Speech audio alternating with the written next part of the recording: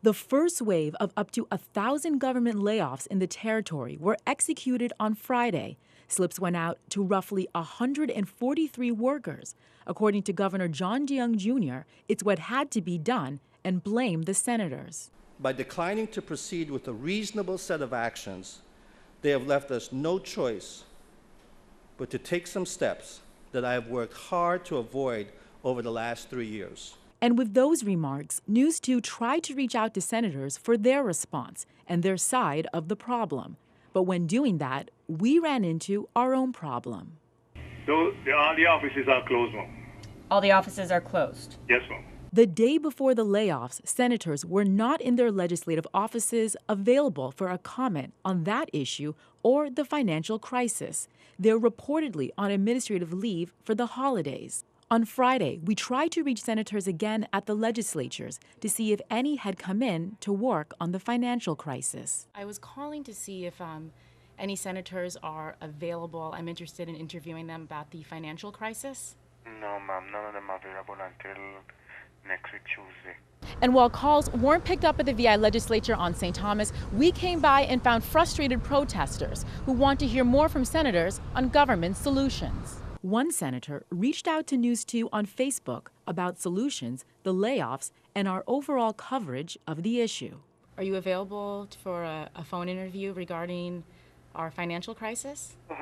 Senator Jeanette Millen Young said to us on Facebook her number is listed, so we gave her a call. I think everyone understands that spending is an issue, but what are the solutions that the senators have come up with to tackle the shortfall? Why have we let all year there be a shortfall? Because I've only been in the Senate 1 year, and we've had a session almost every other month, and in every session we have tackled either revenue-generating measures or austerity measures. That means we have not ignored the situation. So if you go back to your tapes and you figure out what we did during those sessions, you'll see that we did not ignore the plight of the people. Some people have looked at the legislature after passing the Economic Stability Act in July, and the governor's financial team still presented that there was a shortfall. I think some people are wondering, why haven't the senators passed anything else additionally to handle that? I don't see how else we're going to get out of this situation that you and I have right now, because I'm answering something, and for you, as far as News 2 is concerned, the administration is correct and the legislature is not. So, I mean, what else do you need from me this morning? Senator Millen Young further explained her issues with the governor's legislation to borrow $90 million more. You have in your hands the 45 you just told us that was in the bank. And again, I have to say that you told us because we can't see it for ourselves.